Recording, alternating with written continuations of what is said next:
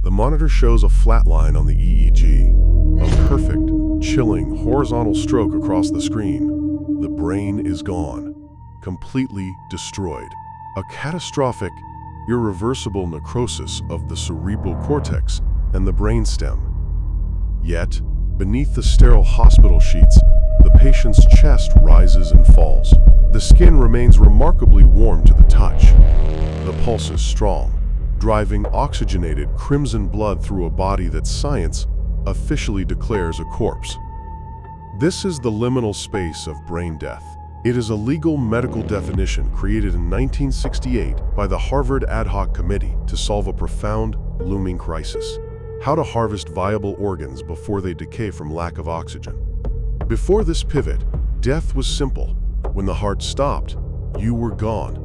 But modern ventilators shattered that ancient boundary. They created a new state of existence: the living cadaver. But what if the surgical blade that empties this warm body isn't cutting into a blank canvas? What if the brain is merely the captain of the ship, while the crew carries its own secret biological ledger? Imagine waking up from a life-saving operation with a sudden, violent terror of water. You have never drowned. You have never even feared the ocean. But the stranger whose kidney now filters your blood met their end, trapped inside a sinking vehicle. This is not a ghost story. This is the dark, uncomfortable frontier of cellular memory, a place where the line between the living and the dead blurs into an existential nightmare. Consider the mechanics of the transition. A ventilator pushes air. The ribs expand. To the family standing by the bedside, their loved one looks entirely alive. The monitor registers a steady, rhythmic beep. But the neurological criteria are absolute. No pupillary response, no corneal reflex, no independent respiration. The person is gone. The body is merely an organic machine kept on life support to preserve the precious cargo within. Let us look at a case that challenges everything we think we know about identity. We will call her Clara to protect the privacy required by clinical ethics and strict HIPAA compliance. Clara was a 34-year-old schoolteacher dying of acute hepatic failure. Her skin was jaundiced, her mind clouded by toxins. At 3:15 a.m., the call came. A donor was available. The surgery was a masterpiece of vascular plumbing. The diseased liver was excised, and the donor organ was stitched into place with microscopic precision. The transplant was an immediate success. Clara's color returned, her mind cleared. Then, the anomalies began. Clara had been a strict, lifelong vegetarian. The mere sight of meat used to cause her physical nausea. 3 weeks after the surgery, she woke up with an insatiable, almost manic craving for charred, rare beef. It wasn't a passing whim.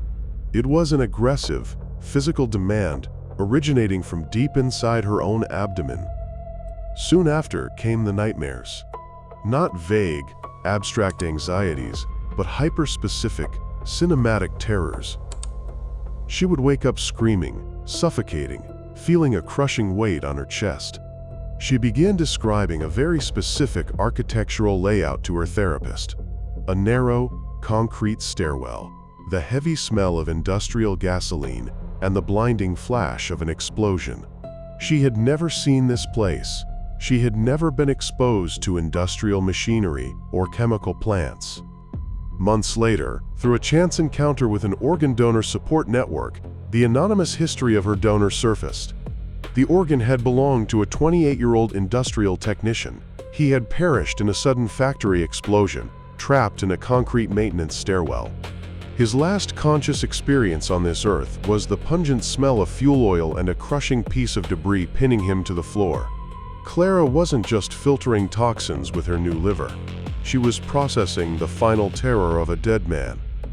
How does a liver transmit a memory of gasoline and concrete? Materialistic medicine has long maintained that your personality, your memories, and your quirks are locked entirely within the synaptic architecture of your cerebral cortex. If it doesn't happen in the neurons of the brain, it doesn't exist. But biology is far more complex than a centralized computer. Every cell in your body contains the exact same genetic blueprint. More importantly, every organ is heavily networked into the autonomic nervous system. Consider neuropeptides. These are the chemical substrates of emotion. When you feel terror, sadness, or joy, your brain does not keep that information to itself. It floods the entire bloodstream. Every tissue, every muscle, and every organ is saturated with these molecules. The heart, the lungs, the liver, they don't just process blood, air, and toxins. They listen, they adapt, they remember. The memory isn't stored as an image, but as a biochemical signature, a specific configuration of receptors and cellular states that replicate the emotional baseline of the donor. This is systemic memory. During an organ harvest, the donor's body experiences a cataclysmic ultimate trauma. Even though the brain is dead, the peripheral tissues are fighting desperately to survive. The sudden cessation of blood flow during cold ischemia, where the organ is packed in ice, freezes the biochemical state of the tissue at the exact moment of death. The intense terror, the final thoughts, the chemical surge of adrenaline and neuropeptides are locked into the cellular matrix through epigenetic markers. When that organ is placed into the recipient and reperfused with warm blood, those locked chemicals are released. The foreign tissue begins communicating with the recipient's nervous system. It is a profound molecular integration. The recipient's immune system doesn't just confront a physical invader, it must reckon with a foreign psychological narrative. This forces us to re-examine the very definition of death. When a physician signs the death certificate based on neurological criteria, is the individual truly gone, or does a fragment of their consciousness remain distributed across their visceral organs? We see this phenomenon repeatedly across different types of transplantation. Recipients of kidney transplants suddenly developing an inexplicable talent for drawing, only to find out their donor was an artist. Pacifists receiving organs and suddenly experiencing violent impulses. The body is not just a collection of interchangeable parts like an automobile. It is an integrated living archive of an entire human existence. Think about the psychological burden this places on a survivor.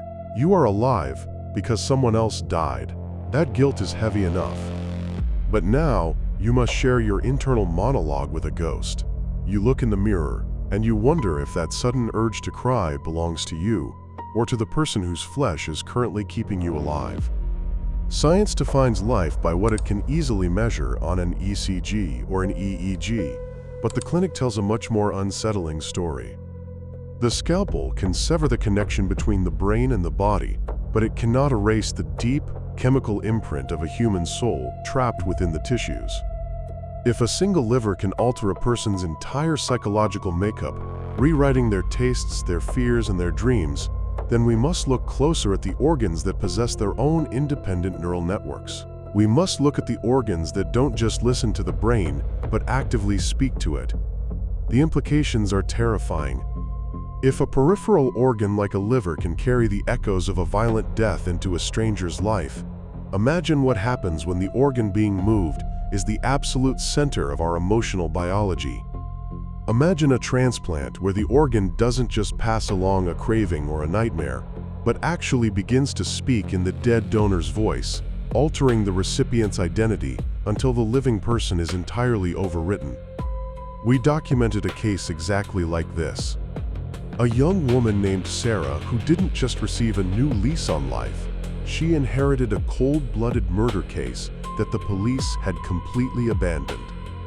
The heart inside her chest didn't just pump blood, it began communicating the identity of her killer through 40,000 independent neurons that science calls the little brain.